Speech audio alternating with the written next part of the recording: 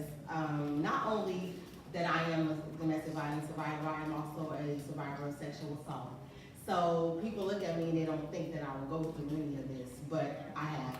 So I wanted to create something for women like myself, for us to come together and be able to heal one another, encourage one another, because when you go through sexual assault or any type of assault, you have trust issues, you have a wall up, you don't know how to kind of interact with people. Even though I seem like a people person, inside I'm not.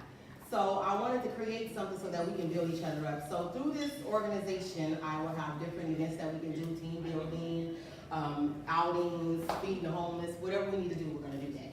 So I want to read a little bit about myself. To whom much is given, much is required. I would like to first say how I am honored to be here and speaking with such an amazing group of beauties and handsome. Handsome. Oh, the handsomes. You never know who you can pour into or who needs to hear a testimony such as mine. My life has always been like a box of chocolates. I never knew what I was going to get. As I begin to share my story with you, I want to apologize in advance.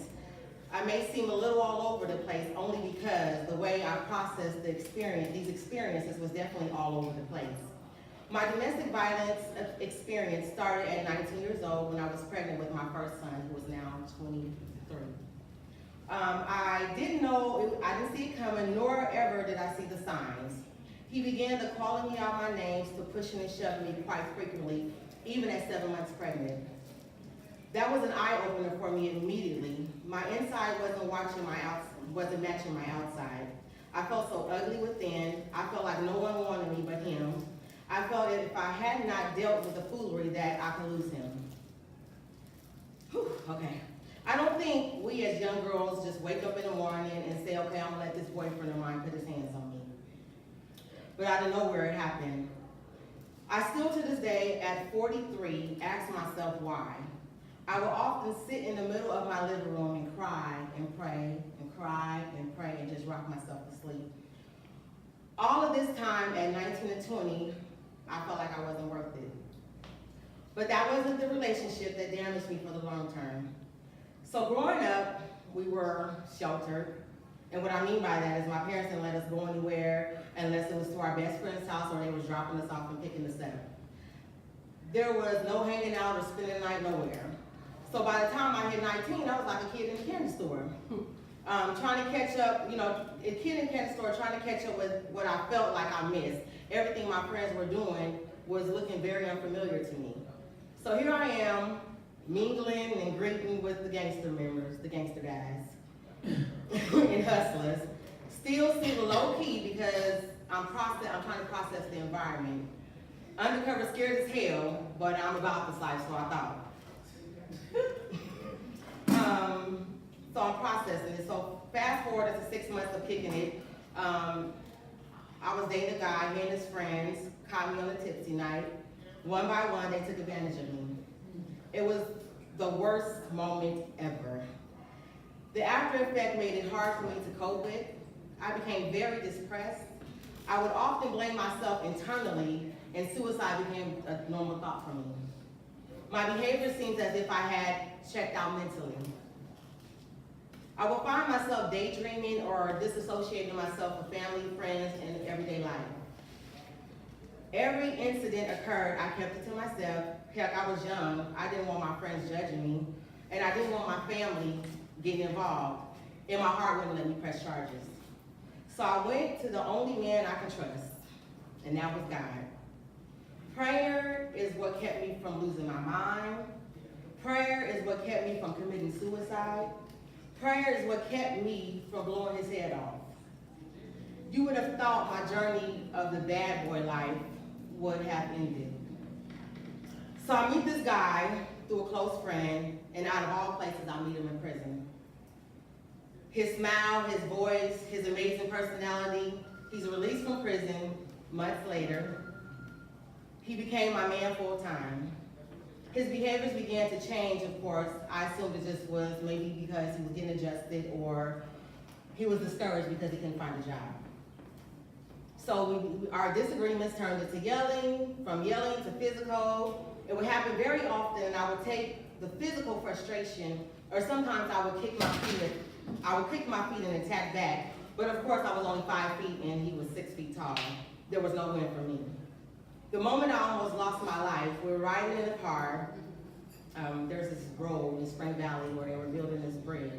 And we began to arguing, and I'm asking him, like, why are you hitting me? The car ended swerving. He appeared to not care at all. He's yelling, I'm yelling. He can't take the fact that I'm speaking up for myself. So he hits me again and pulls me by my hair, calling me every name but the name I was born with. I get out the car and I run down the freeway, and this man grabs me. I fell to my knees. I still have a scar on my knee. And he drags me to the edge of the bridge. And he lifts me up, and half of my leg is over the bridge with another part of my body on the other side of the bridge. I began holding on to his chest because I felt like if he let me go, we're gonna die together. That's how it's gonna happen. So I'm screaming and I'm crying, and he's calling me every name that he could possibly call me. And I think that he didn't let me go because he knew that the only way we was gonna go was together. So he pulled me back over the bridge, and he chased me back to my car and continued to put his hands on me. My mother, actually, out of all freeways, my sister and my father pulled up, and they seen the car on the side of the freeway. And they asked me, was I okay? And I was like, yeah, I just had a fight with the girl over him. And they was like, are you sure? I said, yeah, I'm fine. So they drove off. All had to be, and after all that he had done to me, the feelings of love continued to linger. The relationship was very dysfunctional. I experienced sadness, despair, and grief. The thought of the relationship ending meant all my hopes and dreams were in vain. I became very hypervigilant to threats. I was left with open wounds and raw emotions. I was stripped of everything my mother raised me to be. The scars and busted lips for a while had me thinking they were still visible. So I would double up on my eyeliner, thicken my lipstick, and triple coat my foundation. I didn't know who I was. He was so controlling, I made my footsteps my GPS because I didn't want him thinking I was flirting. I went through a lot of this, and God still allowed me to see another day. I went through all of this, and God still continued to bless me. I went through all of this, and I never stopped my praying. And now here I am, healed from bondage, healed from the abusers, and healed from not knowing who I am and what I am worth. Although there is still some residue, I can authentically say I know my self-worth. I know that my body is my temple. I walk with my head held high as if I purchased the atmosphere I entered. And most importantly, I have learned to fight back with my voice and not allow anyone to attack me verbally, mentally, sexually, or physically. And that all began when I decided to share my story with the world and not care what others feel or think, the process I took to heal. So ladies and men, let no one create your platform. Let no one identify you as something you were not called to be. Let no one manipulate or control your comings or your goings. Fight back, stand firm, and restore or demand your respect. My mission statement, as she said, for Pieces of Me is remember your purpose and let no one tell you different. My mission statement for She Manifests is to maintain our situations by controlling the words that are written in our story. Because a lot of times we allow people to call us hoes, and then we become that hoe. A lot of times we let them call us itches, and we become that itch. So just control what you allow in your space. My favorite scripture is Philippians 4:13. I can do all things through Christ that strengthens me. And here I am, strong enough to share my story with you all. Thank you.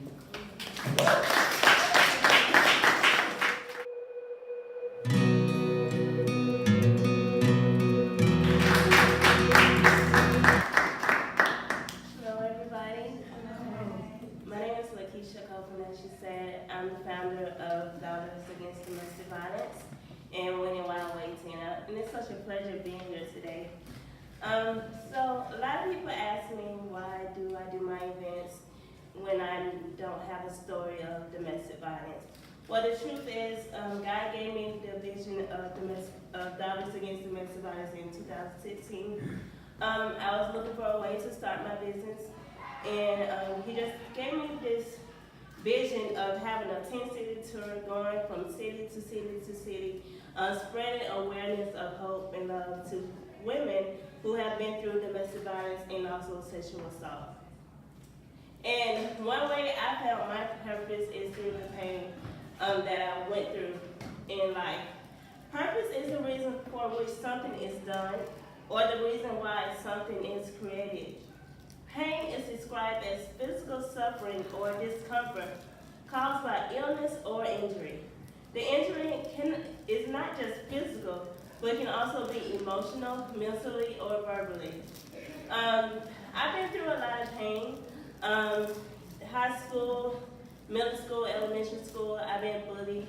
I've been through low self-esteem, not knowing who I was, not knowing my purpose, and just going through a very tough time. And I can remember just crying and asking God what was my purpose and what is the reason why I'm here. But even when sometimes I wanted to give up and sometimes I actually wanted to go through on the suicidal thoughts, something kept me from doing that. And I know that that was the hand of God on my life because he had a greater purpose than the pain that I was going through. And see, God will use your pain for a greater purpose. So if you're going through pain, whether it is physical, whether it's emotional, whether it's verbally, or even mentally, God can use your pain and turn it into a greater purpose. Because if you haven't been through nothing yourself, how can you tell someone else how to get out of it? And how can you be a light and encouragement to someone else? And people these days, they're not looking for fluff. They're not looking for someone who's never been through nothing, don't know struggle. They're really looking for real people. They're looking for people who are willing to share their testimony, willing to share the journey. A lot of times we want to share the glory, but we don't want to share the story. Like, what is the story? What is the process that you use to get to your purpose? What is the process that you went through? What is the pain? What is the sleepless night? Like, we always want to share the glory, the white part, the silver lining, but what about the black part? The black part is what makes the whole picture come together. So what about the darkness? What about the times that you didn't know if you were going to come out? What about the time that you didn't know if you were going to make it? Like, people want to know the real you. Now, a lot of times women, we wear masks. We don't share. We're not open. We have our makeup and everything just camouflaging our whole identity. And a lot of times we forget our own selves because we're so used to wearing a mask so people cannot get to the real person and get to the real you. And so I started Daughters Against Domestic Violence at the end of 2016, just looking for a way to encourage women. Although I haven't been physical abused, I have been verbally abused, and I have been emotional abused. And I can identify with some things that all women go through, but all women do not admit it. So because I can identify with that, and because I'm open and willing to share my testimony, I did my first event in October in Decatur. And through that event, I met so many marvelous people, and even I met Marlene. I remember she added me on Facebook. I'm not sure how she found me, but I remember she added me. But I met so many great people, just advocating, going back and forth to the Capitol, advocating for women's rights, advocating for Marxist law, which is a crime victim's rights. I just met so many people, radio interviews, TV interviews, so many doors opened up just by me saying yes to what God placed in my heart to do. And what he placed in my heart to do is be encouragement and be a light and be a hope. When I started like this, it wasn't all good. I lost a lot of stuff. I lost my first apartment. I moved out and ended up being evicted. And so here I am doing all these events and really don't have a place to stay. And just lost in my purpose. I know that I was called to women and also called to children, but I just got so lost. Just like you see the degrees, but I was still lost. Like, what am I supposed to do? Like, what am I called to do? What am I supposed to do in the earth realm? And so this is a funny story. So I was unemployed for a while, just lost. Working these jobs, I know that that's not what I was supposed to do. Just wasn't happy. Ended up substituting for Gwinnett County. And through substituting for Gwinnett County, at the end of the school term. So I'm looking for something else because as a substitute teacher, you don't get paid for the summer.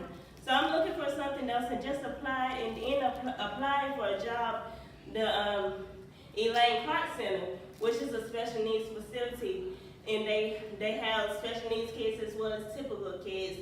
It's like a private school, and end up getting hired on the spot, but it was only supposed to be for 9 months.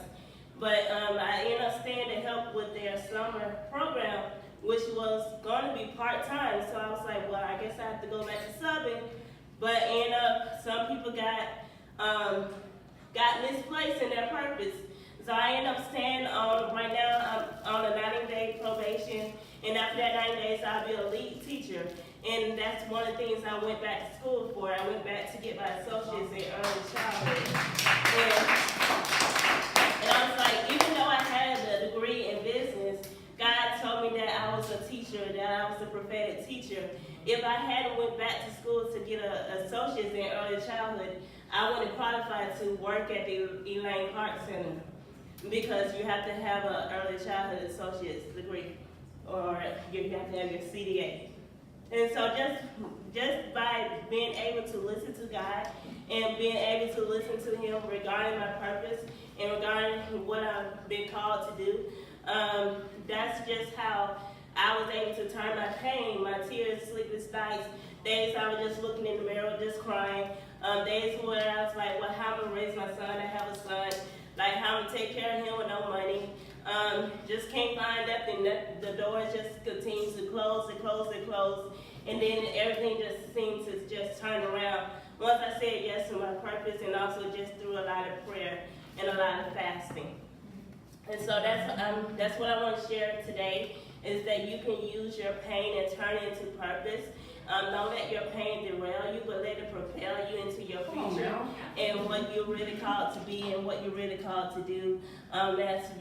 You're more than what you think. You're not an afterthought of God, because you're on God's heart, you're on God's mind, and He has a very purpose for you. Any questions?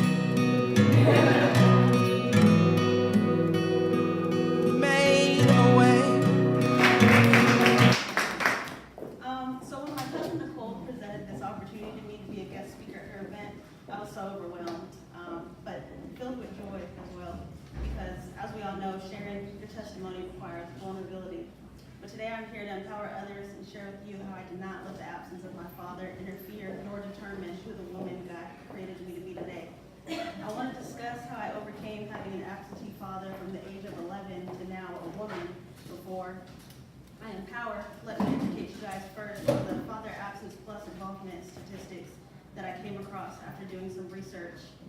19.7 million children, which is equivalent to more than 1 in 4, live without a father in the home.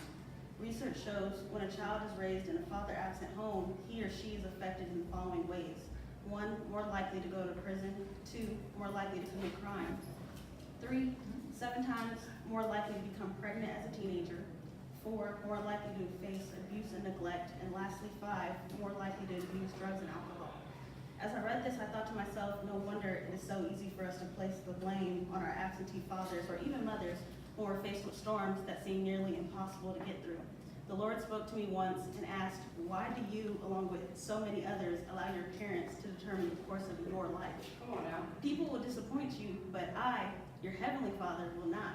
Quit searching for what you already have. I am your Father. He was so right. Why do we try to find our identity in everything else but God? The only one that never changes, the only thing that's consistent. We say things like, if I had this in my life, or if I had this type of guidance, this and that wouldn't have happened to me, or I wouldn't be in this situation now had my father or had my absent mother been there. We hear things like this all the time. According to father.org, which is where the statistics came from, I did some further research on the website and found the following. Many people believe that structure doesn't really matter as long as children are cared for and loved by someone, anyone.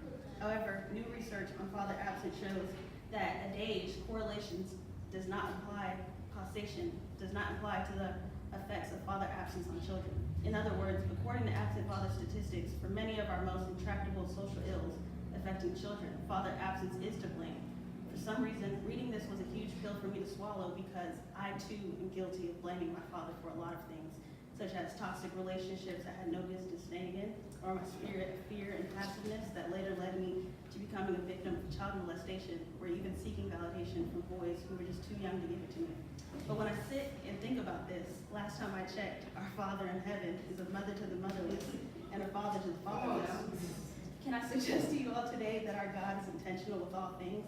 I know that we have all struggled in life and personal relationships due to a lack of proper parenting. But I want to illustrate how a relationship with God and or the creator, universe, whatever you believe in, is more beneficial than being raised by the perfect parent, because no parent is perfect except God and his word.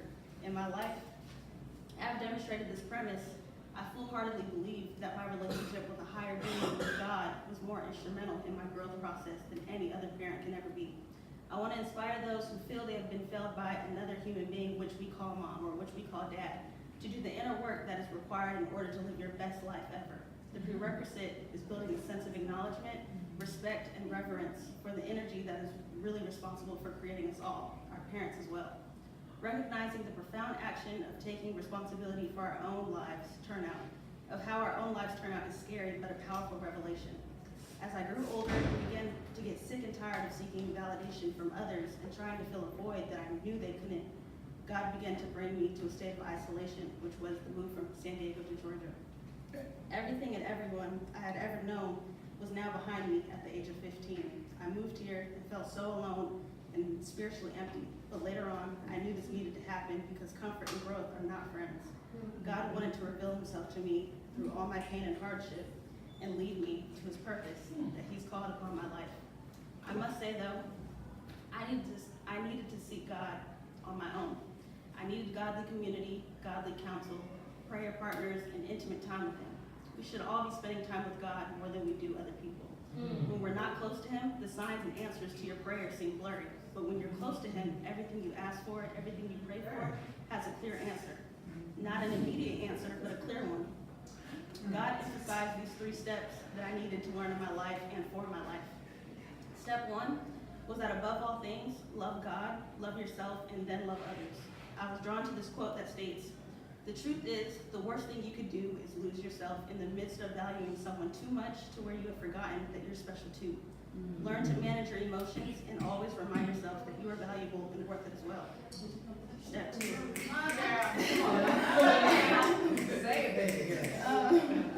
Heal the wounds from your past so that they won't bleed into your future. As my pastor once said, until you heal the wounds of your past, you will continue to bleed into your future. That bleeding may take the form of any kind of dysfunction: alcohol, depression, drugs, overworking, even letting people take advantage of you. Until you heal those wounds of your past, you will continue to bleed until you heal the wounds of your past. He then goes on to say that forgiving is giving up the hope that past could have been any different, and that is how you heal your wounds. You heal the wounds by forgiving. You forgive not for the other person. You forgive to free yourself. Forgiving is not equal to saying what they did to me is okay. Forgiving is giving yourself permission to move on with your life and simply letting it go. Step 3, stop living a life independent from God. The biggest mistake you can make is taking matters into your own hands rather than placing them in bigger hands, our God. I have told you these things so that in me you have peace. In this world you will have trouble, but take heart, I have overcome the world. John 16:33. Meaning, trusting God does not mean you won't go through fire. Trusting God means you won't get burned. Stop this belief that a Christian life is equal to a perfect life. These are the tools that help me make it through my storm: self-love, forgiveness, and learning to trust God. I'd like to end this by encouraging you all that God sees what you're going through and what you've been through. I learned in the course of 18 years that God will use our pain to keep us dependent on him. In my case, the pain that has always kept me dependent on God has been failed relationships and my fear of neglect due to the absence of my father. There was and still is purpose in my pain, which means there's purpose in yours as well. Ladies and gentlemen, pain is a prerequisite to your purpose. Come on now. Go find that purpose. Thank you.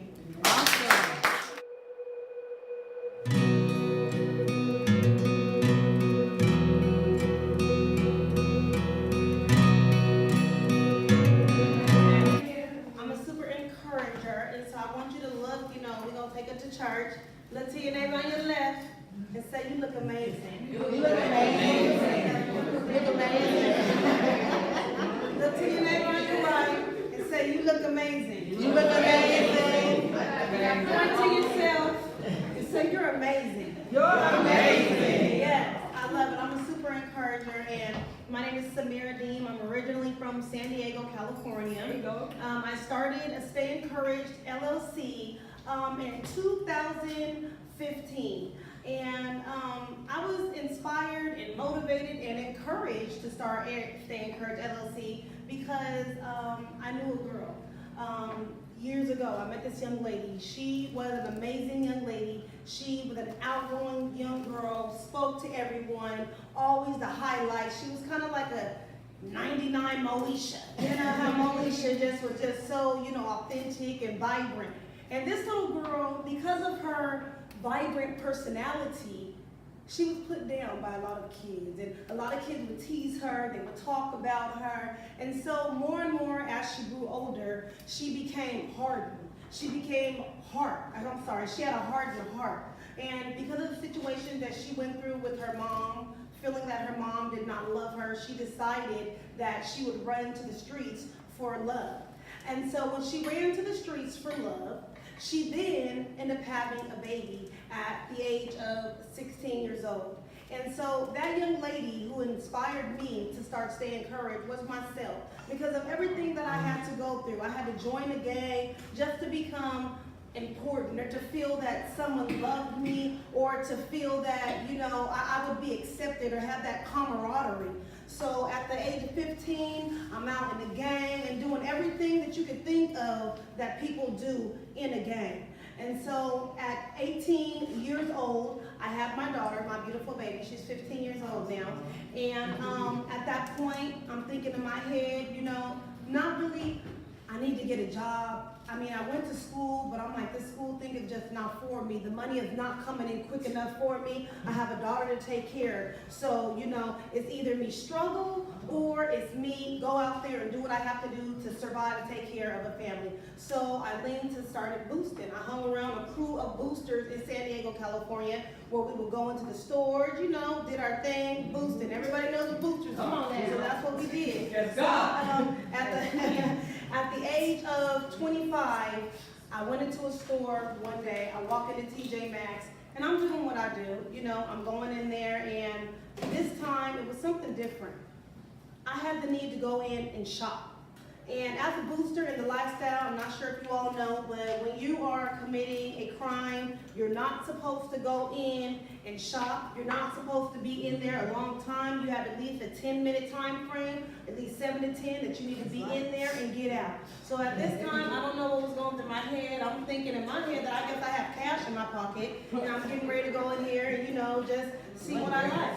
So I'm going here, and I'm searching, and I'm looking through things, and, you know, and have my bag on, my big bag on my hand, and, you know, after, you know, I'm showing my brother, I'm like, you like this? This is nice, you know, and just looking at the baby fat, that was popular back then. And, yeah, so I went into the store, and, you know, and I'm just, you know, putting stuff in my bag, not looking around, not being cognizant. Remember, you have a 7 to 10 minute window when you are committing a robbery, and that's because by that time, someone will pick you up on the camera. And so I'm past my 10 minutes. I think I was in the store at least 30 minutes, and I'm literally shopping and picking up shoes.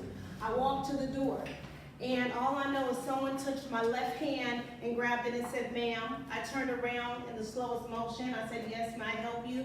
Thinking that I was in there shopping with money, and she said, can I see into your bag? And so if anybody is familiar with TJ Maxx, you have the inside of the store. When you walk out, you have the open area, and then you walk outside and you're in the parking lot. So she stops me in the middle area because once I go out the store, she can't touch me. By law, that she can't say anything to me. But she knew that once I got into that middle area, she could question me. So she asked me, you know, can I see in your bag? And at this time, my whole world stopped. You know, I mean, I have been boosting about for 2 to 3 years, and, you know, I know, you know, hey, your time is gonna come. So she stopped me, she said, can I see inside of your bag? My whole world stopped, everything around me stopped. It's like the clock had stopped, time had stopped, I couldn't hear or anything. And all of a sudden, I'm looking outside, and my brother's coming. He comes up, and he's coming in, and you know, I'm prepared. I know I've been stealing. I'm getting ready to go to jail. So I pass my brother the key. My brother doesn't take the key. Okay, so what my brother does, you know, because it's all love, so what my brother does is, he looks at me, we look at each other, and he hits the loss prevention person in the face. And I mean, like, to the point where the loss prevention person falls. So, no, I'm not gonna stop. It's, you know, it's on from here. So what do? We run outside, hop in my car. I back out the driveway. I backed out the parking lot. I backed all the way out the parking lot. Like, I'm like this, I'm on a heist. I'm out of there. I'm not gonna get in trouble. I have my daughter, so I'm driving, and we're in El Cajon, and it's really a racist area. So I'm thinking in my head, you know, I really cannot get caught, so I'm looking, and I'm running red lights. I gotta get on the freeway. I get on the freeway, and I look at my brother, I'm like, okay, we're good, we're out of there, we're good, you know, and I was like, are you okay? He's like, I'm okay, you good? I'm like, yeah, you knocked baby out. I'm like, that, you smooth knocked her out. So, you know, we get home, and I'm just crying. I'm like, okay, what just happened? What just happened? What just happened? I'm just crying, what just happened? 2 days later, I'm back at it again. I'm getting ready to go steal again because this is the lifestyle that I live. And although, yes, I know I just committed a robbery, didn't seem like a robbery at the time, just seemed like I was stealing, you know, I'm just back at it again because I need the money. I'm fiending for that money. I have the need to want to look good. I have the need to want to feel loved by people and that camaraderie that I was getting from my friends at that time. And of course, the income that I was coming. At that time, I was bringing at least $5,000 in a week from stealing. So who wants to stop stealing and work a regular job for what, $12? And I had a misdemeanor. So who wants to work for $12 an hour when you bringing in $5,000 a week? So 2 days later, I'm getting ready to get into my car and go with my friend, and we get ready to go stealing again. And all I know is I seen a Caucasian man walk up to me, and he said, Samara? And I'm like, no, my name is Maisha. And he was like, no, I don't think your name is Maisha. And I'm like, you know, not cognizant of anything that's going on. So he pulls out his badge. And he wants to let you, I'm an undercover detective, and we're here about the incident that happened the other day. You're not in trouble. And at this time, my whole heart literally dropped. And he said, just, you know, talk to me. What happened the other day? And I was like, I don't know what you're talking about. He said, yeah, you know exactly what I'm talking about. So he has his friend come over. They start searching my car, taking everything out of my car, you know, cussing, yelling at me. And I'm like, wait, why are you guys yelling at me? What did I do? They're like, we just want you to go ahead and tell on the person that was with you. Mind you, this is my little brother, so I'm not going to tell on my little brother no matter what happens. So, you know, fast forward, you know, I had to call my mom. I'm like, Mom, I did something really bad. My mom had to call an attorney, you know. I'm on the run for about 7 days. I'm on the run. The detectives are like, if you don't turn yourself in, we're letting you know that this is a robbery. It's over $800. We're going to put you on the television, and they'll be looking for you. My attorney said the best thing for you to do right now is just to turn yourself in. So, you know, I guess it was probably like 7 to 8 days later, we go ahead, we turn ourselves in, me and my brother check ourselves in. After that, I'm in jail, I'm scared. Like, what did I do? You know, I guess when they say it's really, trouble is so easy to get into, and it's so hard to get out of. You know what I mean? And it was fun while I was going, it was fun while I was laughing, everything was good. Everything was really nice until I got into that situation and I'm in jail. I look behind me and the doors are closed. And I have my hands behind my back. And I'm standing with my wig off and they taking pictures of me and all the makeup is gone. And I'm really looking at some time, and I'm getting ready to be away from my daughter for a very long time. Wow. So I never forget, on the second day, I went to court for the hearing, and the judge tells me, ma'am, you have nothing less than 3 years on this case. Yeah. You have a strong arm robbery, you have a robbery, you have a misdemeanor with a burglary, and you have a petty theft with a prior. Yeah. At this time, I'm saying in my head, wait. Strong arm robbery? I didn't even touch what strong arm robbery. I have a daughter that I have to take care of. At this time, my daughter didn't even know that I was incarcerated. I told her I was getting ready to go to Houston, Texas, and I would see her when I got back. But I didn't think that I was looking at sentences that led up to less than 3 years. So at this time, I'm talking to my attorney. I said, I didn't even do a strong arm robbery. He said, the minute that you snatched away from that lady when she tried to arrest you, that's where the strong arm robbery came from. I said, I didn't touch her. He said, but you resisted arrest. So it's a strong arm robbery. So this whole time, I'm 86 days in jail, I'm fasting and I'm praying, and I'm fasting and I'm praying, and I'm crying and I'm fasting, and this whole time I'm not even able to talk to the person that meant the most to me in the whole world. The reason why I'm in this situation is so the person that meant the most to me in the whole world will not have to live like this, and it's my daughter. So this time I'm 86 days, I'm not talking to my daughter. I'm not able to see my daughter. All I'm able to do is have a connection with God. I couldn't give up, because if I gave up, everything that I fought so hard for was going to crumble. So I had to really just keep my eyes on God at this time. I never forget, on the 86th day, I went to court, and the judge said, you know what, Ms. Dean, we're going to give you a chance. We're going to give you a chance to get it right. I'm not going to give you the 5 years or the 3-year sentence in prison, but I better not see you back in this courtroom again. So on the 86th day, they released me out of jail. I didn't even know I was supposed to be getting a release. So on my sentencing, they released me out of jail. So at that time, I turned my life around. And well, God turned my life around. And I'm not really sure if you all know about backgrounds, but I had a felony. And a felony robbery is one of the worst charges that you could probably ever get close to murder. Anytime you have to deal with stealing, no one's gonna hire you. I went to McDonald's, they wouldn't hire me. I went to the city, they wouldn't hire me. I went to Burger King, they wouldn't hire me. I mean, nobody would hire me. And stealing wasn't an option anymore, because therefore I would really lose everything. I would lose my daughter. Not only did I lose my apartment, my car, I was on the verge of losing my daughter. CPS was trying to take my daughter away from me. So at that time, I didn't know what to do. All I could do was stay encouraged and not give up. So at this point, I'm praying and I'm crying. I done lost my car. I done lost my apartment. I mean, I lost everything. I've lost my family. My daughter's dad's trying to take her away from me because they're saying that I'm not really competent at being a mother. So you tell me, if somebody is trying to take everything away from you that you fought so hard for, what would you do? I mean, what could I do? Family, I didn't have family, I didn't have a job, I didn't have money, I didn't have an apartment anymore, I lost my car. So the only thing that I could do is all that I knew to do, and that was depend on God. So at this time, I'm praying and I'm crying and I'm praying and I'm crying and I'm praying and I'm crying. I'm going to church every single day. I'm just like, I'm at 12 p.m. prayer every single day. And then the Lord said, your gift will make room for you.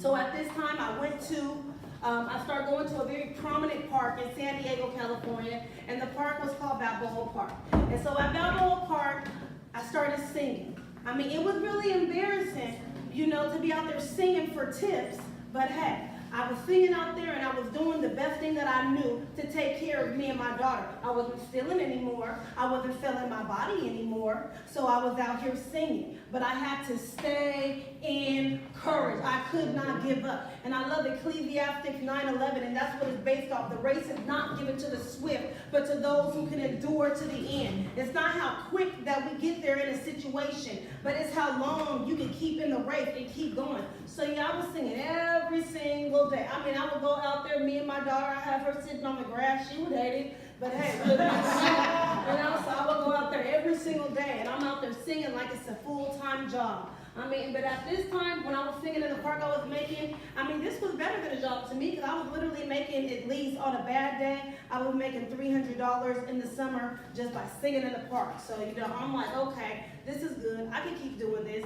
So fast forward, I moved out here in 2013. In 2011, I had completely successfully finished my probation. I completely successfully paid off all of my fines. And so the Lord said, it's time. I want you to go to court, and what I want you to do is to file to get that felony expunged. So I go to court, and the judge, I'm sitting here, and you know, I completed everything that I was supposed to do, and the judge said, you know what, Ms. Dean, I'm going to go ahead and I'm going to grant you your petition, and I'm going to expunge your felony. So at this point, I lift my hands up. I'm like, thank you, Jesus. Right? He was like, the bailiff, everybody looked. I'm like, look, you don't know my struggle. You don't know my struggle. So after that, you know, I leave and I go to the next courtroom. And God had it set up, it was so amazing because the judge that originally gave me a chance to get out, I went back in there and I said, Judge, I just want to tell you right now that I just got my felony expunged. And I thank you for giving me a chance. And so the judge tells me, I appreciate you for coming back and saying that to me, because not everybody that I see back in my courtroom comes back with your story. So at that point, I'm like, okay, I gotta keep going. I can't give up. I can't give up. But mind you, yeah, that's a good highlighted moment that I got my felony expunged. But at this time, I'm still homeless and I'm still sleeping in my car. So life is still real for me at this point. So I have a high moment and I have a low moment. So I'm still, the race is not given to the swift. I'm not at the finish line, but it's given to those who can endure, who cannot give up. You cannot give up in your situation. Did it feel good sleeping in my car? No, it didn't feel good sleeping in my car. Did it feel good having to explain to my daughter why we have to wake up in a parking lot? No, it didn't feel good, but I didn't have a felony anymore. And sometimes we go through a lot of things in life and we fail to be able to count our wins. We always want to look at our current situation and not know that you got to stay focused on the destination. Your current situation does not dictate where you are going. Yes, I had a felony. Yes, I was sleeping in my car, but it did not dictate where I was going. God allowed my weaknesses to make me strong. And he said that in his word. And it's in 2 Corinthians where he says that he will allow your weaknesses to make you strong. So at this time, I got my felony expunged. I'm kind of good at this point because like I told you in the beginning, I have been stealing for about 3 years. I had a robbery, I had a misdemeanor burglary that I steal. I had a little bit of sticky fingers, everybody. I had a little issue with stealing, but don't think I'm stealing you guys stuff, you know. So then after that, I went back to court and I was able to get my misdemeanor burglary expunged at that point. So God said, what I want you to do is, I want you to move to Atlanta, Georgia. And I'm thinking I'm moving here to become a gospel singer. And the honest that I'm so, okay, I've already hit the lowest I can go. I can't get no low from here. If I move to Atlanta and I fail, I'll just sleep in my car. I know what sleeping in my car is, you know. I know, just go sign up for some food stamps, get some EBT, and I'm good, you know. So he said, I want you to move out to Atlanta. I'm like, okay, God, I don't know anybody. But I know that, you know, I've been through the worst. I mean, I don't even know how lower life can get. So I picked up everything that I moved. I didn't know anyone in Atlanta. I didn't have any family in Atlanta. But I knew that God told me to come to Atlanta, and I knew that if he said to go, that he was going to make room for me. And so I had a little bit of money saved up, and I took all the money that I had saved up, and I moved here to Atlanta. And so while I was here, God was like, I want you to start a business by the name of Stay Encouraged. Because I want you to go out there and I want you to encourage people to never give up. You cannot look at what you are going through. If I looked at and I determined where I'm at today, at that point in my life, I wouldn't be standing here today. We go through so many things in life. But it's not to hurt you. God said that he allows you to go through the fire to bring you out like pure gold. Yeah. Pure gold is one of the purest forms of metal. It's very pure. It's very clean. You say, God, I got faith. I'm good. You know, we always want to holler, I'm good. I'm good. I can do this. But then when you go through something, it's like, God, where are you? What happened? He has to bring us through the fire so that we can come out like the purest form of gold that we already are. You're already gold, but you must go through the fire. And so I'm here to encourage you today that whatever you're going through, that whatever you have been through in your past, don't give up. You know, I have this one saying that I always say is that my makeup is not my makeup, which means that your makeup does not define you. Because people look at me and they'll never be able to say, oh, she was a gang member, but I was a bona fide, qualified, certified gang member. I was a bona fide, qualified, certified escort. That's what I did. I was a bona fide, qualified, certified booster. And I lived a life. Anything in the streets having to do with the streets, that was me. I'm not going to go down the list, but I'm pretty sure I was a modern day New Jack City. And that was me. But I want to encourage you that everything that you have been through, every struggle, every trial that you have been through, Thank God for allowing you to go through that. A lot of the times what we do is we hold on to that hurt. We hold on to that, and we do not allow it to mature us and grow us. It makes you unique. It makes you who you are. It makes me who I am. If I would have never been locked up, if I would have never caught in a felony, I wouldn't be able to encourage anyone, and I couldn't tell anyone or tell them how to get through something. And so my keys, or my tips that I want to give to you, for one, is when you are going through something or you have a past and you still trying to grow, my first thing is to seek Christ first. That's the only way that I've been able to make it. I can't tell you no other way that I've made it. I can't tell you any other way. Seek ye first. Stand on the word of God. The word of God says to seek ye first the kingdom of heaven and all his righteousness, and everything else will be added on. Don't seek, I wouldn't say seek your friend. I wouldn't say seek your Facebook. I wouldn't say seek a therapist. What I'm going to tell you for is to seek the creator, the one who created you, the one who knows all things, the one who is the beginning and the end. That's right. So he is your beginning and he is your end. So he knew years ago that we were going to go through what we had to go through in the beginning. And at the end, he knows that all things are working together for the good of those who love the Lord and have been called in accordance to their purpose. So no matter what you are going through, remember, all things are working together for the good of those who love the Lord. Can I get a hand raise? Everybody who loves the Lord. So he didn't say some things, he said all things. And so that's why I always say stand on the word. I have many young ladies I mentor, they always come to me and ask me, they ask me a question, and I always take it back to the word. Seek ye first. You got to stand on the word of God. Because if I'm going through a situation and I remember, okay, I don't care. God said all things work together for the good of God. Okay, everything's going to work out. Okay, if I remember the race is not given to the swift. And that's why I say you seek God first. And God will be adding everything else unto you. The second thing, one of the young ladies said, is to forgive. You have to forgive. God, if Jesus was able to forgive, and just imagine, if this was 2018 and Jesus would have had a funeral on today, he would have a closed casket because of the way that they did our personal Lord Jesus Christ. They crucified him. They whipped him. They spit on him. They beat him. They cussed him out. They called him everything but a son of God. And when he was on that cross, what did he say? Father, forgive them, for they know not what they do. He's on the cross. I don't know about you, but if somebody did me the way Jesus did me, my own gangbanging self will come back out. Ain't no forgive them, Father. I'm like, send them back to hell, God. Hell's where they need to go. But I'm telling you, every time that I chose to forgive, God did something in me. He changed me. He moved me. He brought out me a better me. So the first tip, once again, that I have is to seek Christ first. No, you may not understand why he is allowing you to go through your pain. You might be someone in here right now that is going through a tremendous situation that you feel nobody understands. Seek ye first. Second is to forgive. Forgiving breaks an open, it breaks an open barrier between you and Jesus. Once you forgive, your light will shine forth. And it may not be, and I'm not saying forgive, I'm not saying to, if you're going through a situation right now where you're homeless and to forgive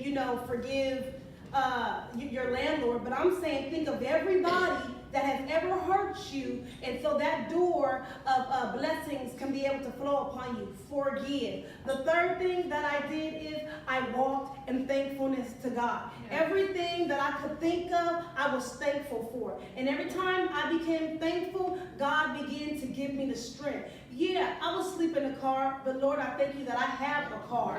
Yeah, so I had a felony and I wasn't able to work, but hey, I had a voice. Hey, I had a felony and I couldn't work. I was singing in the park. I was sleeping in my car, but I wasn't dead. I mean, you have to be able to give thanks through everything that you are going through. And once you're able to give thanks, I encourage you, sisters, and I'm telling you right now, you will supernaturally open up the floodgates of heaven for your blessing to be poured down upon you.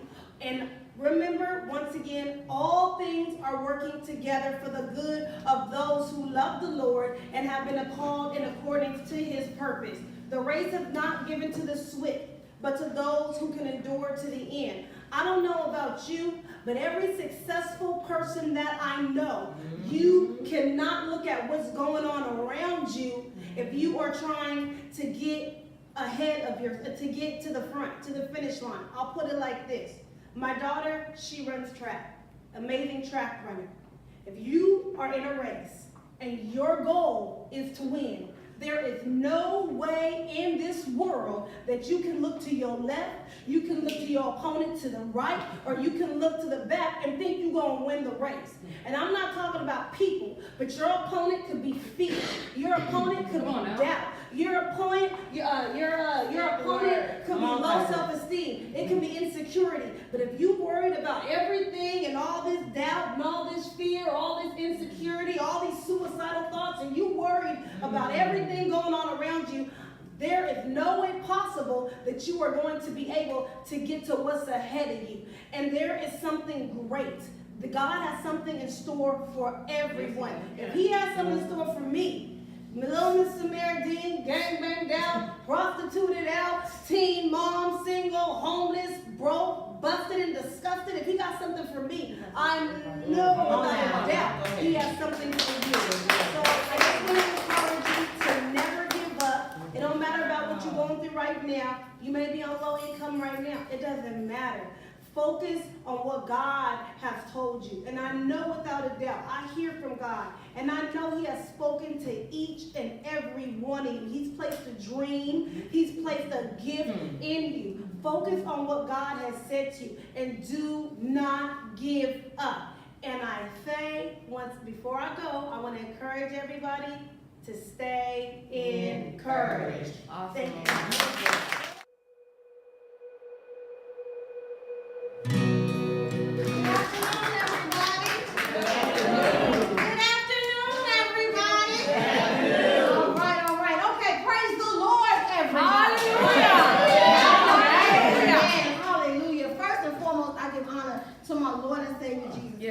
Who is truly the head of my life.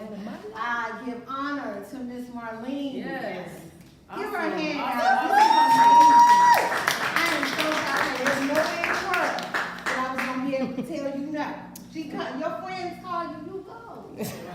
That's being friendly. Love is an action word, right? All right, okay. And I cannot do anything without acknowledging the cherry on my banana split. I have been so encouraged myself today just by listening to the testimonies. Wow. It's amazing when we can get together, not to tear each other down, but to empower each other with our testimonies. And we're too quiet. We don't want to share because we don't want anybody looking at us funny. So I appreciate the speakers that I've heard today. God, this is not the end. This is not the end. So I'm excited about what God has in store for you next. Amen? Amen. Amen. But today, for a few moments, I just want to talk to you about how the pain was a privilege. There are so many people out here in the world that don't get the luxury of the experiences you've had. Just think about what you would be if you had not gone through what you went through. My God. Think about if you had stayed where you were. Think about the lives that are connected to you that would not be where they were had you not gone through what you did. So often we get wrapped up in the what is and not the why is. Come on, right? There is something that God is trying to perfect in you in order to get his purpose out in the earth. We were destined with purpose and abilities and capabilities and anointings from the foundations of the world. Before you knew that you were going to be fatherless, he knew. Before you knew that thing that hurt you the most was going to happen, he knew. He knew, he planned it, he predestined it. Sometimes we give the devil too much credit. Too much credit. I think about the fact, how many of you guys are keen to astrological signs? I'm a Scorpio, Okay. okay? Now, pre-salvation, there were some characteristics in me that weren't quite godlike, that weren't quite gonna help me be the educator, the motivator, the inspirational person that I needed to be. I like to fight. I love to fight. I got a couple scars now. You know, when you're little, you have to fight. You can't let folk that walk. What? You know, I would cuss them out, or I was gonna take my heel off and go to work. It was one or the other. Cause they keep trying me, cause I was little. I was real little. But it's okay. It's okay. But I knew I had to be absolutely, in order to be me and accept the things that people were gonna say about me, I had to be broken. I had to be broken. I had to be absolutely open where there was nothing but me and God. Because I had to get out of my own way. Just think about, those astrological traits that come with your sign that aren't so godlike. Okay? I had to learn that I could not say whatever I wanted to say because I was old enough. Sometimes you just gotta learn the power of, okay, I might be cussing you out, God, you better guess. God, Listen. I'm gonna need you to sit right here, right now, or I'm going to jail. Been there once. I think, I had once about I had a bust upside the head, but it was in that experience that I had to learn. It's not about me. It's about what God is perfecting in me. I had to gain value. I had to get a relationship with God. I had to be able to open up and release all the hurt, all the pain, all the disappointment. I had to release it so that I could figure out, God, what is it that you would have for me to do? There is a reason that each and every one of us is here. It's not by happenstance. I just don't think God just do stuff because he ain't got nothing else to do. Right? So we have to get to a place where we can get beyond the pain, that we can get beyond that thing and figure out what we have to do. And when we get so wrapped up in the callings of God, you won't have time to hurt. You won't have time to be bitter. You won't have time to be hateful. I got too much to do to be stepping on my sister's toes. I got too much to do for God. Because at the end of the night, when I close my eyes, I want to be able to sleep. I got to be able to sleep. So I can't be treating people crazy. I can't. I just, you know what I'm saying? Because once you've had a relationship and an intimate encounter with God, you are now responsible for the impartation. And see, what we fail to do is act and execute what has been imparted. You feel like you don't understand why you're uncomfortable. You don't understand why this relationship is not working. It's not them, it's you, boo. It's you, boo. Everybody got an issue. And first and foremost, your issue is you. Because I can get to a place in God where what you do don't hurt no more. It don't hurt. You leaving? Okay, let me help you pack. And I'm going to go put my makeup on and figure out what's coming next. Okay? I'm going to walk like I already got what was assigned. Because God has already made an appointment. He's already appointed it to me. What we have to figure out, there's so many people, when we go to church, oh, I want that anointing. I want that power. Well, honey, the anointing costs. You're going to have to give up some stuff. I had to give up a whole lot of relationships I thought was till the end. I didn't grow up with a mother and father and a white picket fence. So I just wanted to be married. I've been so married so many times I don't even use my last name no more. Because I just wanted to be married. Okay. Well, who else? You gonna marry me today? Jesus.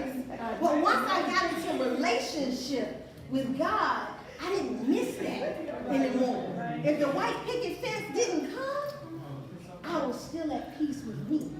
Because I realized that I had value and purpose to my life. So often we wonder, we're in a situation and it hurts and it's uncomfortable. It hurts and it's uncomfortable because it's time to move. Until the pain comes, we're going to stay right there. That's right. We'll stay in friendships. I'm sorry. It's some of my friends that I had way back on the other side, they can't go with me where I'm at now. It's not that you're a bad person. It's not that I'm a bad person. It's just that our expiration date has arrived. And we have to learn to be okay with it. And we're not. Oh, I just gotta hold on. I just gotta hold on. What you holding on to? Somebody that talks to you crazy, treats you crazy. Even with my friendships, there are certain standards. I'm not going to allow you to treat me or make me feel in a way that my God does not. And when I spend some time alone in my secret closet with him and I leave warm and fuzzy, if you don't give me warm and fuzzies, our spirits don't agree. Hello. They don't agree. There is one God, one Spirit that rests in all of us, each and every one of us. But it's the same God. So if you claim him like I claim him, we should feel warm and fuzzy. Okay, so often we'll stay waiting for the bomb to drop. You're not gonna get a bomb. You're gonna not feel warm and fuzzy. There's gonna be an irritability. When you can't sleep at night, please stay up and figure out what it is. Because God is trying to tell you something. There is something that he needs and requires of you. And until you thirst after that, whatever it is he's called you to do, begin it. He will perfect that thing that is in you in the process. Until you start, he can't perfect it. I've been educating for 10 years. I go up against Paul Mitchell of Veda. I currently have 179 students that come here from over 4 different states. 4 different states that choose to come to school with me. And although I'm in the beauty industry, I use it as a catalyst because my purpose is to educate, empower, cultivate, and inspire God's people. So anyone that comes to my school, they get all that. If I know something going on, I'm texting them 3 or 4 o'clock in the morning. I'm telling you, it take a real good spouse to be with me. Because this thing go off 2, 3 o'clock in the morning. Every card that I just passed out was my personal cell number. And that's just who I am. So if I don't do what God requires me to do, I'm not going to be happy. I'm not going to be able to sleep. Okay? So we have to first and foremost be true to who we are. Accept it. I'm not perfect. None of us are. That's not even what God requires of me.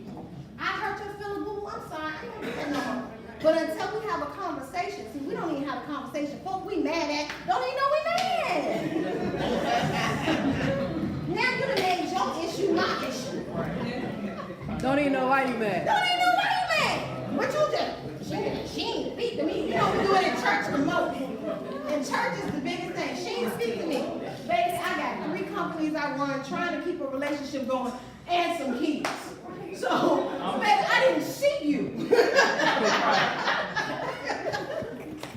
But we take everything so personal, and the real issue is that your mama not close to you, so you see something in me and you requiring it of me, but you ain't even told me I do need it. How are we gonna be in a relationship and need something and not tell the partner what you need? You dysfunctional. You need to go lay on my couch, get in tune with who you are so that you can maturely articulate what your needs and desires are. It's okay to have needs. It's okay to have desires. God created you in his image. He has wants, needs, and desires of you. Right? And until we have that conversation, people think prayer is a one-way. God, thank you, I need you. I need you to do da-da-da-da-da-da. But we don't sit there and see what he has need of. That's right. Sit there a minute. Just go, Just call on him. Just praise him. Wait for him to show you. And then some of us, you know, them signs, I got a Taurus baby. Woo!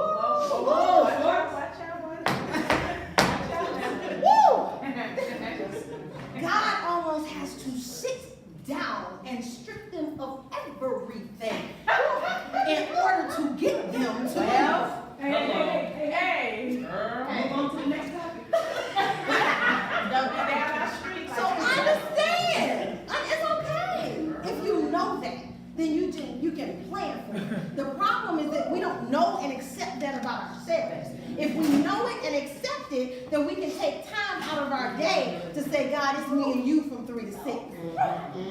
I'm cutting cell phones off. Babe gotta wait. Everything. You have to know who you are and be honest about who you are and make the necessary adjustments so that you can get to the next level. Because this is not it, y'all. This is not it.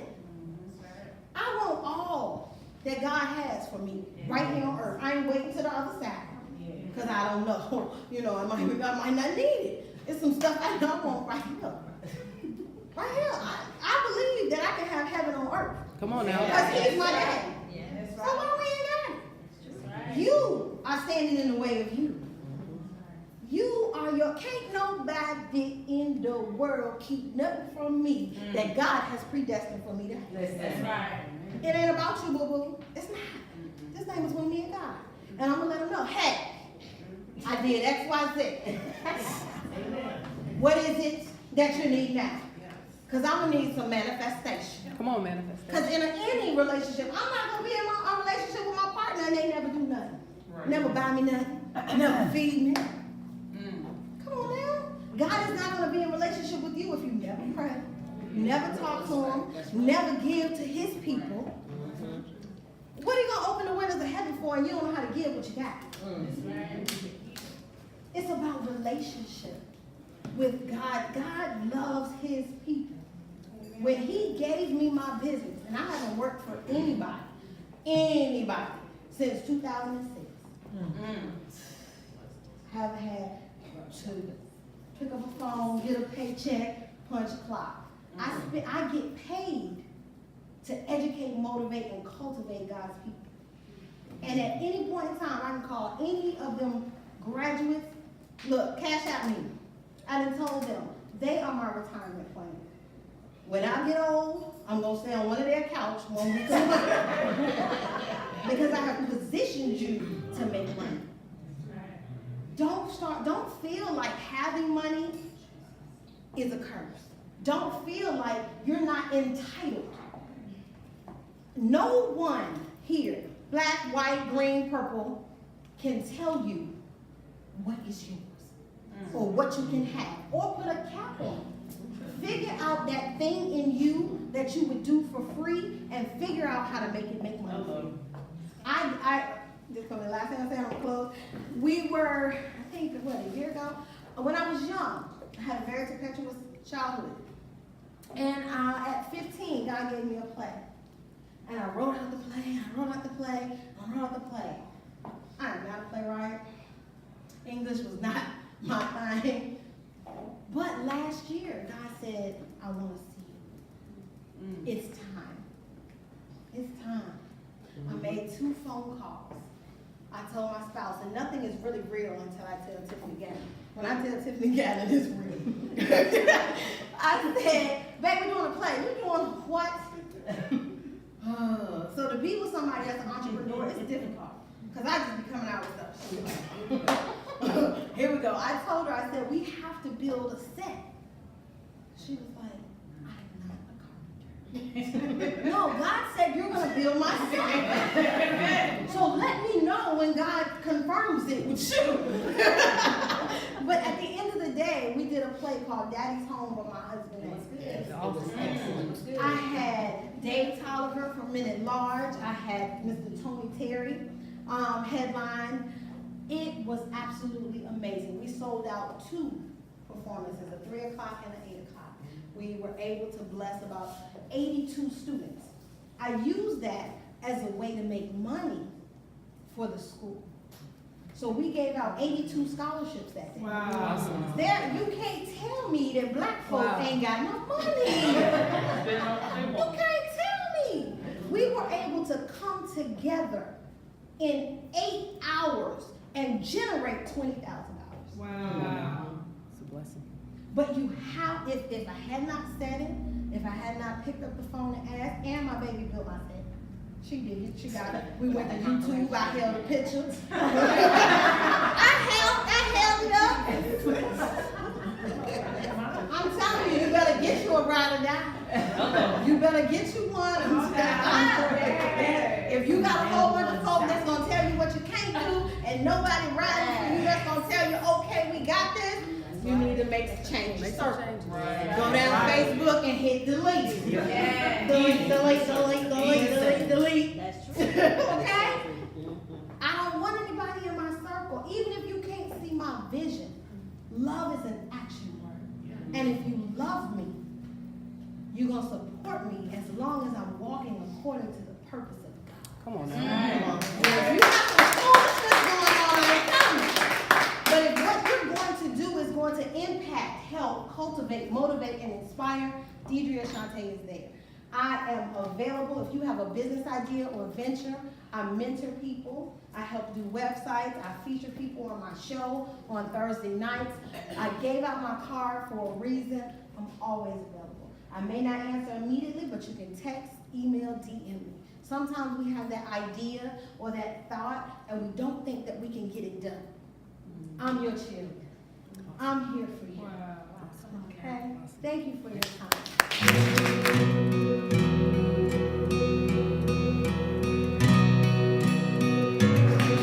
Well, we have a new crew here right now. I think I had a before and after crew. But I want to thank everybody for coming before we bring up the last speaker.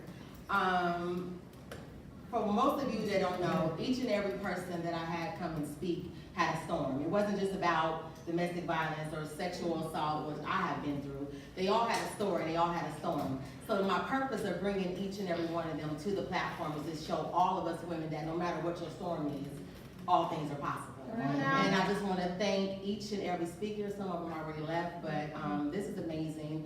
And everything that we go through causes mental health. Whatever traumatic situation that goes on in your life, it may cause depression, it may cause low self-esteem, it cause some type of mental health.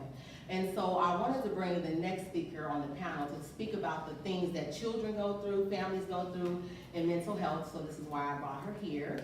Other than that, we're going to bring Tanisha aboard. Tanisha Jackson.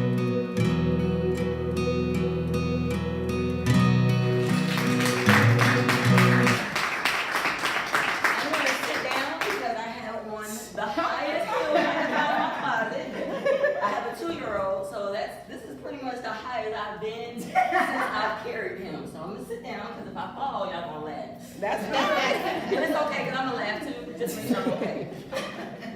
I had to write down because this topic, just children in general and the neighborhoods and how some children grow up differently and how it affects them in their school system, especially the public school systems.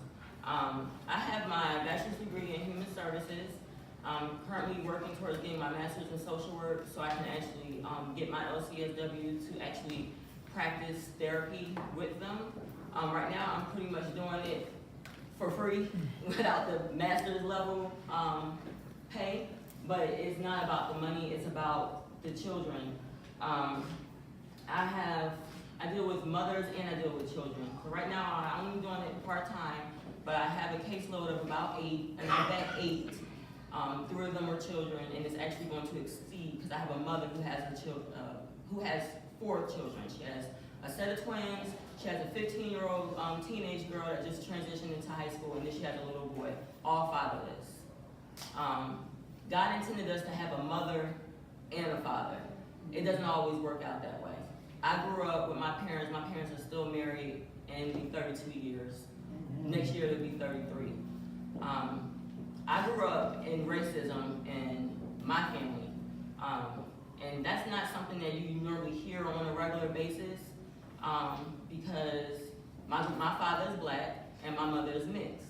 My mother is black, white, and Native American. Her father was white, and her mother was black and Native American. My grandfather was white, and he didn't like white girls. He liked black women. I'm just being serious. When they divorced, he married another black girl. But his side of the family didn't take to my mother or her brother because they were mixed.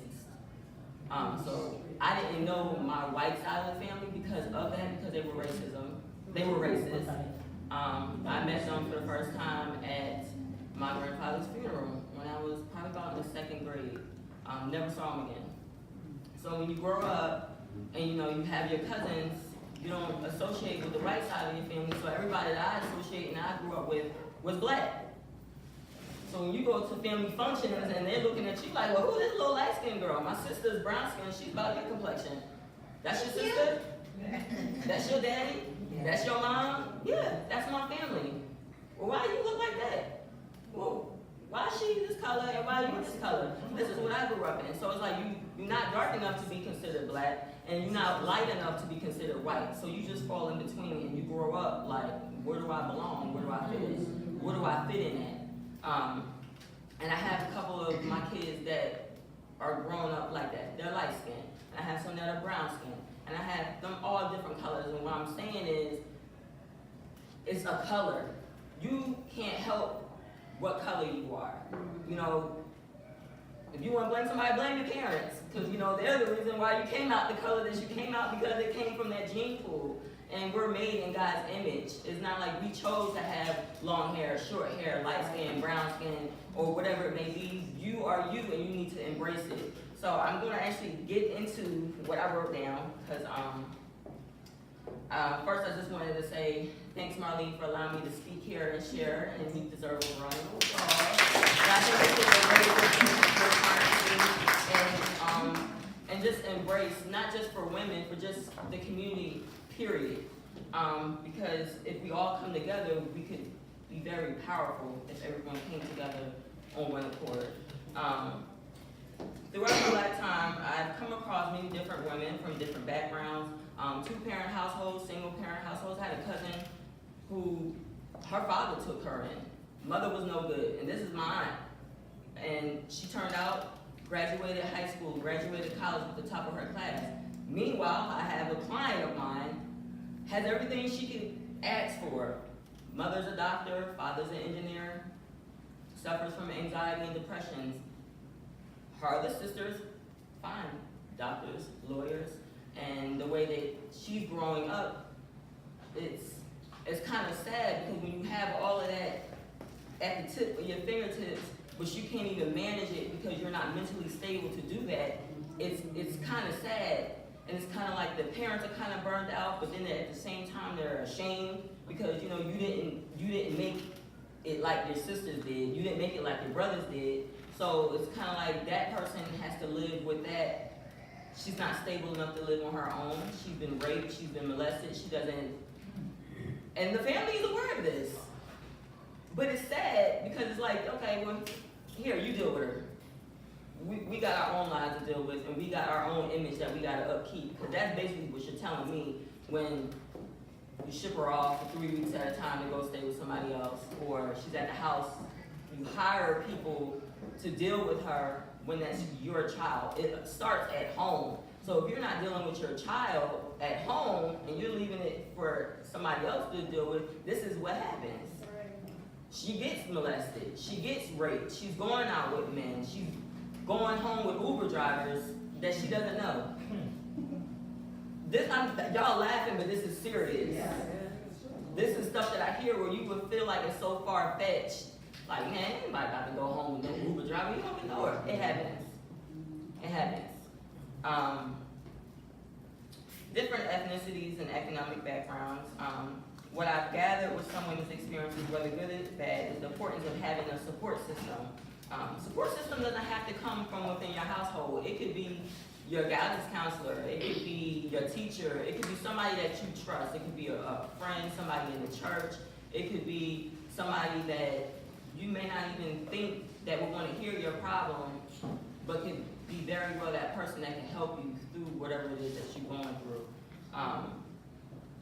You can have a wealthy family and have everything you want, like I was just stating, and including the support, and still choose to take the wrong path. So it still boils down with you. Because I could have the picket fence, and still decide to go out here, sell my body, use drugs, or whatever it may be, and whatever happens after that, it happens.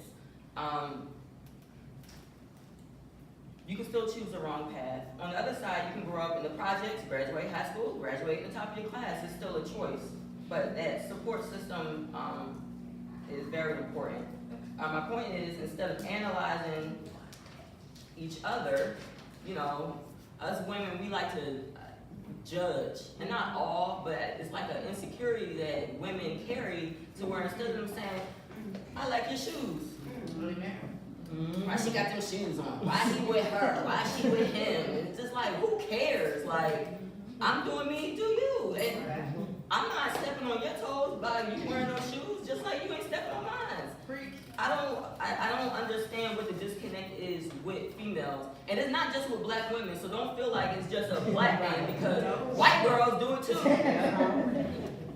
Theirs is just on a higher level. Our stuff just be so stupid and dumb, it makes no sense. It's just, I don't understand. They worried about who got the new 745 BMW, and we worried about $20 pair of shoes that we got on, and why you decided to wear them with the girls inspired shirt. So it's just different levels to it. So if y'all gonna be petty, step the game up. Let's argue over cars, BMWs and Mercedes. Not about Yes, it's 6 figures. That's why about figures. not about shoes and, you know, petty things. Let's argue about education, who has the highest degree. Let's argue about that. Right. Because that's what's gonna get you some type of something. Money, it may get you that the husband or wife or whatever it is that you may want and that you desire, and that y'all can work and become a team. Because it's a lot harder when you're doing things by yourself if you have that other person. But if you forcing it with somebody that really don't have your back, and you just lonely basically, and you just settling, that's what you're gonna get. You're gonna get that person that's willing to settle with you, and they're gonna kick back, and they're gonna let you do everything, and you're gonna get burned out. So have more respect for yourselves, ladies. Just know your worth. If you don't know your worth, sit down in the corner somewhere until you figure out what your worth is, and not go out here and put yourself out on Front Street, risk catching something. STDs is real, HIV is very real. They have strands of STDs that they don't even have antibiotics that will take it away. And these were curable drugs. These were curable STDs, were once curable STDs. Now they have strands, super strands they call them, that you can't even get rid of them. You get pregnant, what happens if that carries on to your child? Or you have children, now they gotta worry about how long my mother is gonna be here for. A lot of these guys, girls, they are low down, and they will take you with them if you let them. I had a client that just, thank God it was something she could get rid of, but this guy going around sleeping with everybody. Everybody at the U-Bar. You said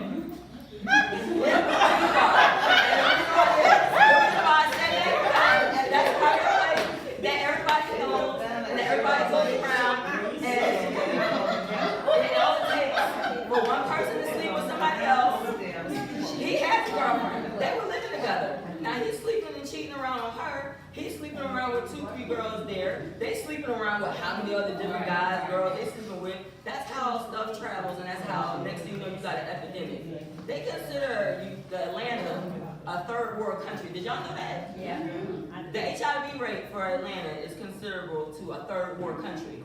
That's like Africa when they first go around. They try to blame it on monkeys or something stupid. I mean, it's serious. The advancement has progressed as far as medication, but don't nobody. I mean, if you had the option of having HIV, regardless if it was curable or not, would you want it? No. Exactly.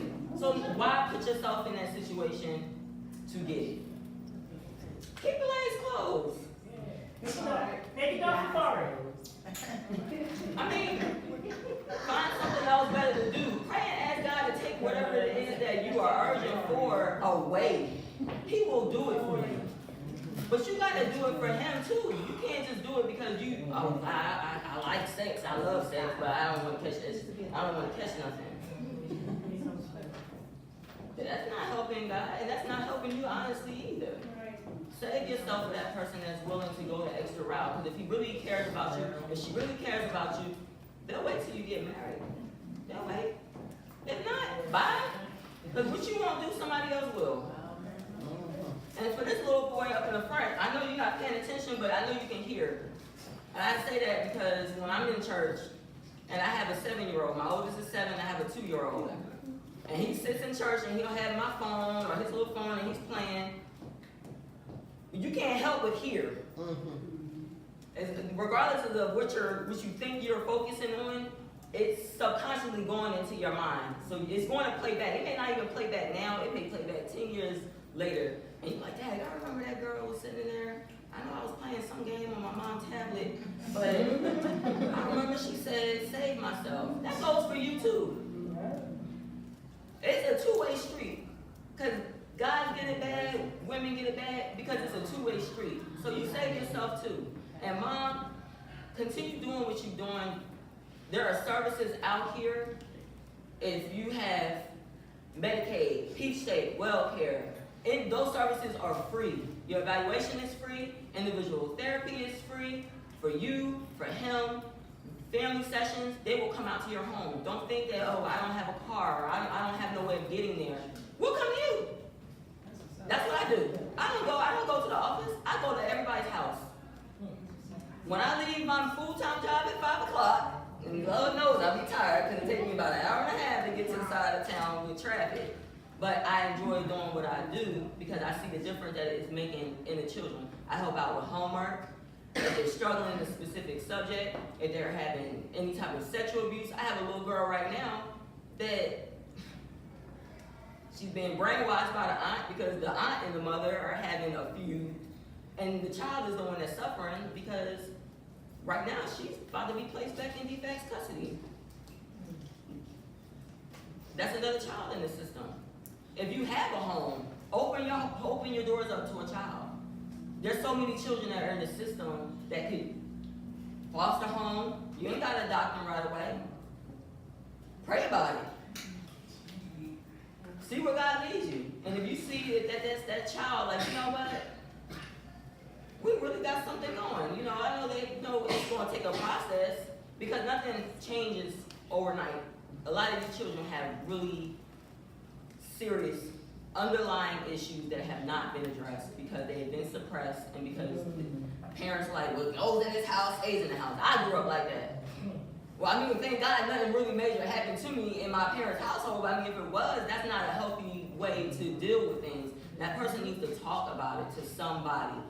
Somebody, even if it's your parents, talk to them. If something happens to you, tell your parents. Do not be afraid to tell your parents, regardless of whatever that person says to you, because that's what they do. Oh, if you do this, I'll hurt you, or I'll hurt your mom. That's a form of witchcraft.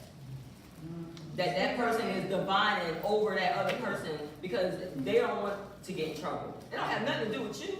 They want you to walk around and have that hurt in your system because what's going to happen is something happens to you, you grow up, you have a child, you take that hurt and that anger out on your child, and your child don't even know what the heck happened to you for you to even be treating them like that.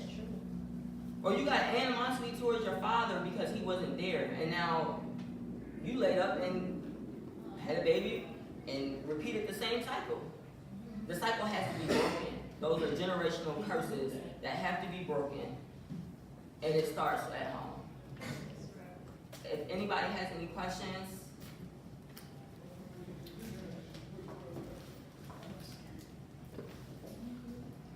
What encouraged you to want to go into this field?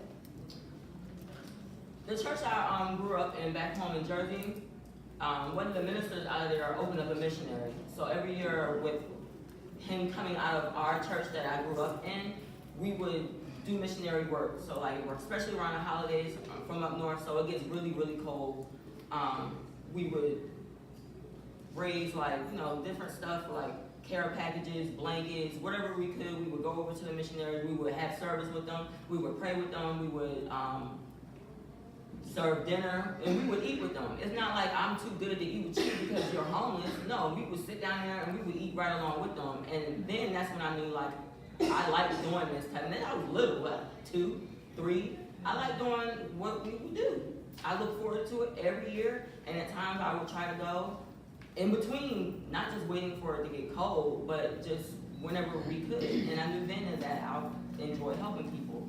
On top of that, my dad's sisters, for the most part, out of all my cousins, they all were raised in the system with the exception of me and my sister. It was times when my parents tried to get 2 of my cousins, but you know, Bob's living in Jersey and I'm living in Philly.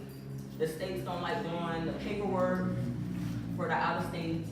So of course they'll put them with somebody else that's willing to take them regardless of if they fit, not able to fit, which in this case was my grandmother, wasn't able to fit at all to take them, but you know, you get a check.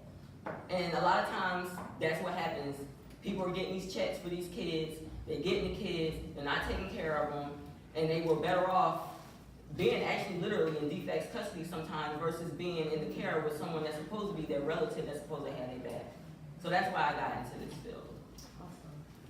What struggles do you see the teenagers go through, like the young girls? Why is it that they are being put in these situations, and especially in the African American community? They're exploited. Women are exploited. I mean, you look at them, it's like now, it's like, if you don't have a 28-inch waist, a fake behind, some implants, you ain't pretty. You ain't cute. It's like you have to, now it's like girls have to be Magic City ready. I'm gonna call it Magic City ready because they got bodies of strippers. And I ain't knocking nobody that's a stripper that used to strip. What I'm focusing on is the bodies that they're making it seem like these girls have to have, and that's what they want to emulate when they get older. They're emulating strippers now, because that's what's been put on the front poles. You got Cardi B, stripper. No education, you can't even understand half of what she's saying. You know, it's all fun and games, and it's cute, you know, when she's talking and she says some stuff that's funny and whatnot. But when you think about it, this was your child. Would you want that to be your child? It's different when it's not your child. If you have a child, you love your child. If I had a daughter, I don't have a daughter. I have 2 boys.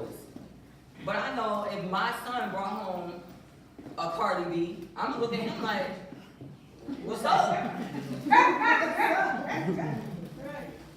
You couldn't find nobody at Spelman or, you know, something. And, you know, that's my opinion. So,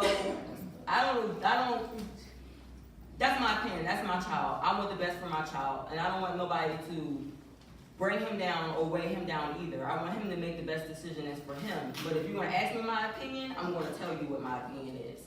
And if I had to choose somebody, it wouldn't be a stripper for you. It would be somebody that carried themselves with a little bit more class at that time. Will she always be a stripper? I don't know. Maybe if you see her later on down the line, and she's a doctor. She's a cute. Don't have to be a doctor. I mean, it could be somebody as a receptionist. That's what females have to emulate. And the little boys, I mean, they're training boys to disrespect women. It's in the music.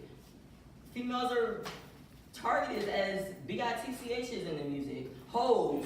I mean, that's how they're directing the language towards females, and that's how the guys are growing up to treat the girls, and vice versa. I mean, there's some girls that's out here that act like dudes. Not look or dress, I mean like aggressive, like that's coming after the dudes. Like, it's like, hold on, it's like the roles have reversed. So that's what, I feel like that's one of the issues that's growing up. The other thing is the parents. You come from a broken home and you're already living in poverty, you already don't have. I mean, a lot of my clients, they're on SSI, they're not working. The maximum amount of money you can get for SSI is $700 a month. A month. You got 4 kids, and you bring home $700 a month. Out of that $700 a month, you have to pay rent. Yeah, you're getting housing assistance. Section 8 list's been closed for years. If you get a Section 8 voucher, you're lucky. Actually, we had one. We still don't know how she got a Section 8 voucher, but she got it. Thank God for it. But you can't depend on this system. Look how the economy is going. You can't depend on the system. At any given moment, they can say, you know what, we cutting Section 8 out and food stamps. Then what? When you rely on the system, then you rely on them having power over you, over your kids, your household. Get up, get a job, apply for a job. You may not get hired the first time. Don't give up. Keep doing it. I mean, I'm going to say this. I applied for Kaiser. I don't know how many times I applied for Kaiser to get in there. Went on interviews. Months later, I'm like, dang, I know the interview went good. What's going on? Let's see, you know what I'm talking about. And I'm like, okay, go back in for another interview. I'm like, oh yeah, I got it this time. Okay, I ain't gonna give up, whatever. Got called for Northside. Went to Northside, started working at Northside. Finally, here come Kaiser calling. All right, bye Northside. Sorry, but not sorry. So, don't give up. Just, you gotta put your faith in something. Just, don't give up. Find a good support system. It may not be somebody that you may even think that can help you, but they really can.